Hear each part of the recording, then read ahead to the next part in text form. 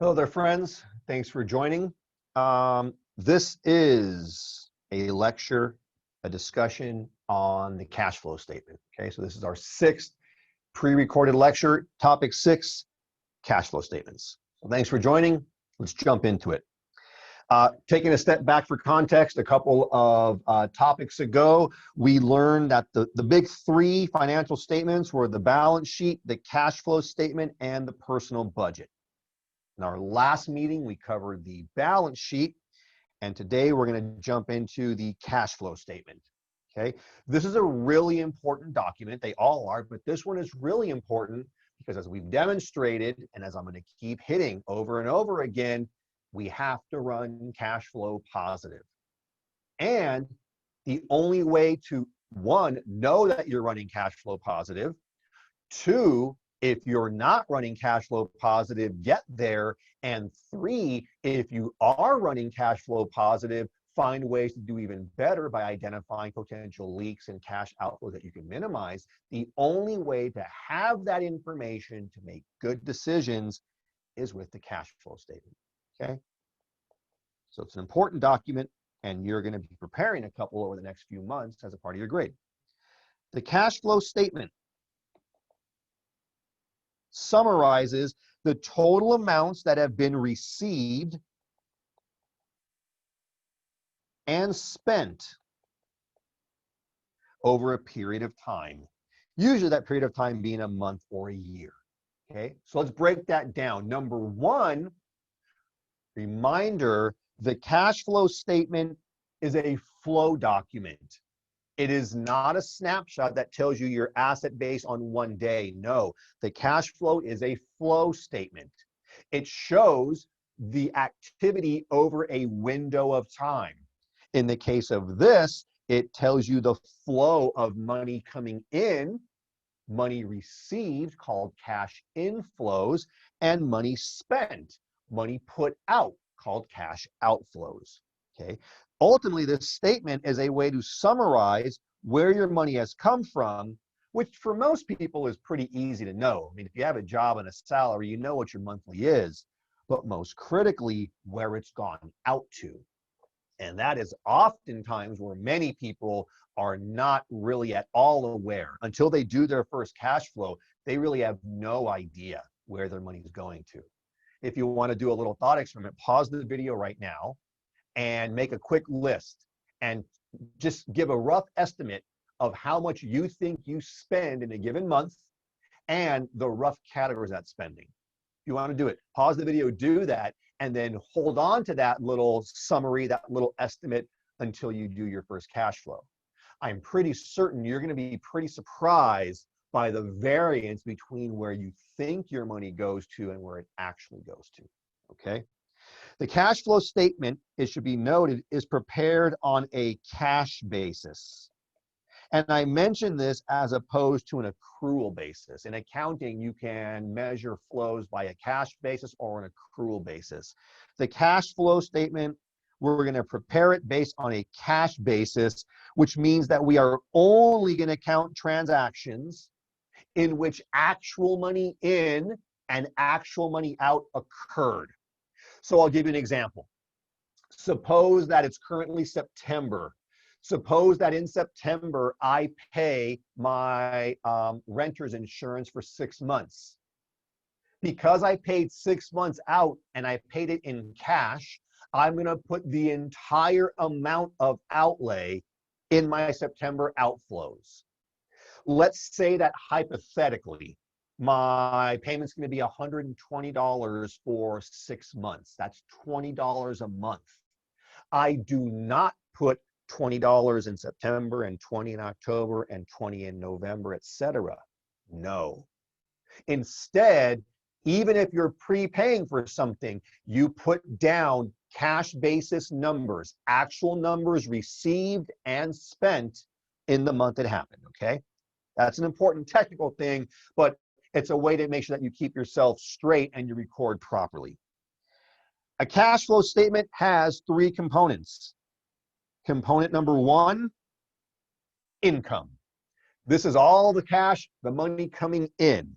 For most of you, it's going to be wages and salaries, but it can also be bonuses or commissions, interest, dividends, the proceeds from the sale of an asset, alimony, other forms of support or allowance from parents. All of those are income, money in. The second component, expenses, aka cash outflows, money out.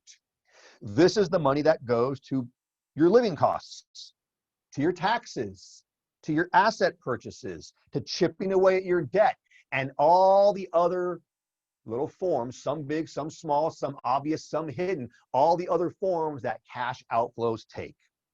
And finally, the third, and of course, we've said it before, we'll say it again, the biggest, most important number, your net cash flow, which is the difference between your income and your expenses. Net cash flow equals money in minus money out. And you know that that needs to be positive. A couple of technical notes. The income line is typically recorded as gross income. Gross income is what you actually made before, it's basically what you earned. In other words, it's your income before any taxes or deductions or withholdings have been pulled out. It's your overall, your raw income. In contrast, your net income is your income after taxes and deductions, okay? So again, on your income line, on your inflows, you're gonna record numbers as gross income, which again is the income you receive from your employer before taxes and other deductions. And since you're recording your income as a gross number, you'll include these taxes on the second part under your expenses, okay? And again, that's the difference between gross and net. Gross is before taxes and withholdings, net is after. Or as Chris Rock once said, gross is what you bust your ass for, net is what you get. There you go. Okay. Expenses are classified according to their type. We've gone over this a little bit, but let's flesh it out. We have three primary categories of expenses. Most people do two. I do three for a reason that you'll know in a bit. The first category of expenses are your fixed expenses. These expenses are typically in the same amount and they occur at regular intervals. For our purposes on your cash flow statements, any recurring monthly expense will be a fixed expense. Among the characteristics of fixed expenses are that you really have no control over those because you're oftentimes contractually obligated to buy them. For example, through a cell phone plan or a lease or a mortgage note or a car payment note, okay? Your fixed expenses, minimal control, they're recurring monthly. Common examples would be things like rent, mortgage, phone, maybe the gym, if our jabroni mayor ever opens up a gym again, car payments, and taxes. I like to include taxes as an expense line because just like you're paying, you know, Mr. AT&T for your phone, you're paying your Theo Sam taxes. And I like to include those expenses because I like at the end of the year to add up in a consolidated cash flow and see, wow, of the money I actually made, how much went out for taxes? It's a really alarming number, real eye-opener, okay? I also encourage you under your fixed expenses to create and utilize a line called Pay Yourself First. In fact, I would like to see on your cash flow statements under the first subsection of fixed, you would have rent or mortgage or car payment, but your very first one needs to be Pay Yourself First.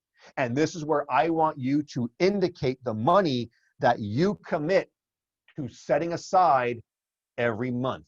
And make no mistake, it is an expense because you're paying it. You just happen to be paying it to this beautiful, lovely person called future you out there in the future. But it's still an expense. It's still money going out because ideally you're putting this money into some sort of savings or investment account. So it is cash outflow. I would also advise that you set aside every money toward your emergency fund, and perhaps you have a line saying emergency fund under your fixed expenses, and you commit money to that every month until you get the 3 or 6 or 9 months that you want to build up, okay? So that's your first category, fixed. Most people say, oh, it's my rent, it's my mortgage, it's money to others. I believe, though, that your first obligation is to you, so make sure that you account for your future you with the fixed expense, with the pay yourself first line and an emergency fund line in your fixed section. Your next category are going to be variable expenses. Variable expenses, as the name indicates, they can change from month to month, in part because you have control over them.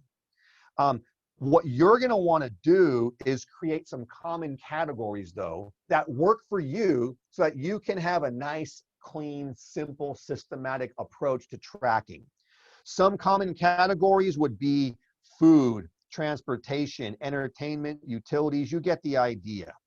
Although you can also ask yourself what your goals are, or maybe what your problems or your hangups are. Me, for example, I think I told you this, I do not have a line called food. I have a line called food out and a line called food in, because I recognize that I probably spend too much money at restaurants. If I just had a column or a category called food, I could fool myself. Oh, guys got to eat. But if I make myself split my categories into restaurant food or groceries and food in, then I'm going to really get a sense of, am I achieving my goals of trimming down my restaurant bills? Okay, you get the idea. Again, this is a tool, make it work for you. The third and final category is not one that you see in many other people's discussions, but I like it. I have a category that I call recurring expenses. Recurring expenses are generally of a fixed amount, but they do not occur at a monthly basis. Instead, they can be quarterly or semi-annual or annual. Okay. What are some examples of recurring expenses? Well, things like your car insurance premiums. You know that more than likely, now you may have it monthly. I have mine semi-annual. I know in April and October, I've got to kick 21st Century a chunk of money for insuring the stellar 2015 Camry that I drive, right? I'm not going to pay it every month, so it's not fixed monthly, but I know I'm going to pay it. I prefer to put it under a different category so that over time, I will know on a month-to-month basis, not just, oh, my rent and my gym and my phone is coming up, but, oh, shit, this month's coming up and I've got my renter's insurance due. Uh-oh, December's coming up. I know I'm going to have to do holiday shopping and buy some flights. I know that every January, I'm going to make my annual IRA contribution to my Vanguard account. So by putting them in a recurring category, it allows you to track them, to have a sense of your overall annual obligations, and most critically, not get surprised. Because what happens when people either don't think of or underestimate their recurring expenses is this. They'll balance their budget a couple months in a row and they'll feel really good. Ah, good job, buddy. And then all of a sudden, they'll get their statement for their car insurance and say, oh shit, I didn't plan on $900 this month. Where am I going to get it? And it surprises them. If they had known it was coming, they could have set aside some of their cash surplus in previous months, put that in their checking or savings account off to the side to cover this month. So I encourage you to add the recurring column, the recurring section, so that you have full control over your money, full knowledge over the whole flow of your fiscal year, and that you're not caught off guard, okay? Net cash flow, this is the biggie. It's what it all builds up to. It's the difference between your cash inflows and your cash outflows. Obviously, it can be positive or negative. Positive cash flow, also called cash surplus, also called net gain, also called net income, also called you're a badass, occurs when your cash inflows exceed your cash outflows. That's a good place to be. Okay, this is what you must strive for, because as we've said before, and we'll say again, it is only through positive net cash flow that you can chip away debt, build up the oh shit fund, invest in assets, set aside retirement planning money, pay for good insurance to protect your assets, hire a planner to help with your retirement. You get the idea. Negative net cash flow, also called cash deficit, also called net loss, also called be nice to yourself, but take a look in the mirror and figure some shit out now, because you got to make some changes if you want to get back on track. Negative net cash flow occurs when your expenditures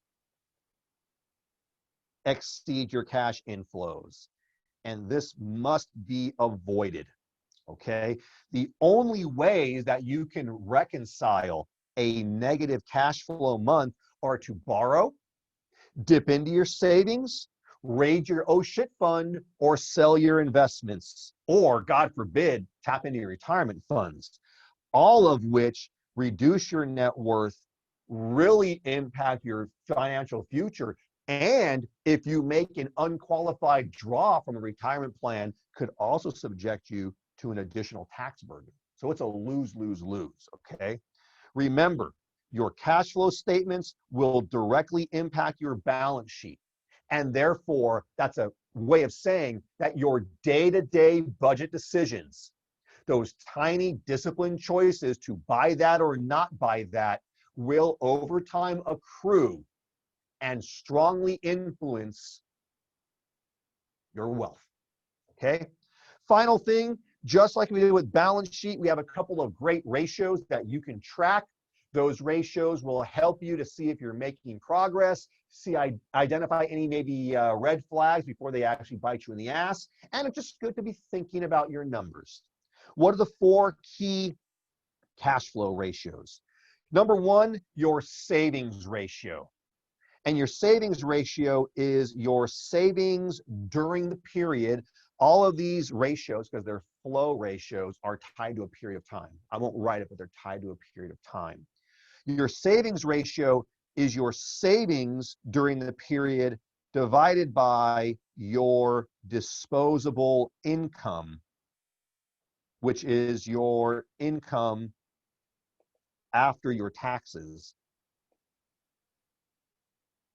So in any given period, your savings ratio is, of all your after-tax money, what percentage did you put into long-term or into savings? Obviously, you're going to want to think about what your financial goals are and set a target for that number. You know, a common target that some people set, 5%, it's better than nothing for sure. But if you really want to get into the big leagues of future financial planning and really making those long-term goals happen, you should be trying to commit to saving 10, maybe 15% of your income. And another tip is this: when the time comes that you're out in the professional world kicking a lot of ass, as you get raises over time, you should try to increase your savings ratio correspondingly. If you get a 20% raise, but you keep your savings ratio the same, I mean, you're still saving, which is good, but think about it. It just means that all your additional money went to additional crap. Now, maybe you need some of that crap. Maybe maybe you finally could afford a house and you pay a bigger mortgage. I get it. But you're going to really want to consider, if you have the discipline and the wherewithal, to increase your savings rate as your income increases. So ideally, this number will increase for at least a part of your life cycle. Now, there's going to be times, for example, if and when you have children and they go to college, you're going to be spending there or taking care of your own parents later, where these ratios will dip. But knowing the ratio and having a goal will keep you on track, okay? The next ratio, the debt service ratio. The debt service ratio is your total monthly loan payments. I'm going to clear some space here, my friends. Sorry, hope you got this one down. I got to clear some room. Your debt service ratio is your total monthly loan payments divided by your monthly gross income. This is basically saying you're working really hard to make money. how much of that money is accounted for to make loan payments? Obviously, the ideal is that this number is 0 because you're debt free. For most people, that's not really an option, but you do need to set a targeted debt service ratio and control your credit and finance use to keep that ratio held. Remember, debt service ratio implies an opportunity cost, because the higher that debt service ratio goes, the more of your money's going out to service loans. And the more that goes out to service loans, the less you have for future you, okay? The third big ratio, your debt to income ratio. This is somewhat similar to the earlier one, but a little different. Let's do it. Debt to income ratio is your total debt repayment divided by your gross income. Similar, just another way to look at the numbers. And the fourth and final one is your debt payments to disposable income ratio. This one, again, they're all related. They just give different ways to parse your data and your numbers and your categories of debt, okay? Your debt payment to disposable income ratio is your monthly, your monthly non-mortgage debt payments divided by your monthly disposable, that is not gross, that's after tax income. Note that this one separates out non-mortgage payments. The rationale for separating out non-mortgage payments is that, well, let me take it one step back. Since these here are your total debt payments, that's basically saying, do you have enough income to cover all your money going out in debt? The debt payment to disposable income ratio is non-mortgage debt, because the idea behind this ratio is that while mortgage debt is still debt and entails an opportunity cost, the trade-off is that the house will accrue in value over time as an asset. So the debt payment to disposable income ratio, that says for all of your, basically for all of your debt tied to consumption, not to investment and real estate, okay? So my friends, that's it for lecture on topic 6. You now know what the cash flow statement is. You know the separate parts of it. You know yet again the need for net cash positive, and you have a series of ratios to help you keep track of your progress on this journey. Thanks for tuning in. Talk to you soon.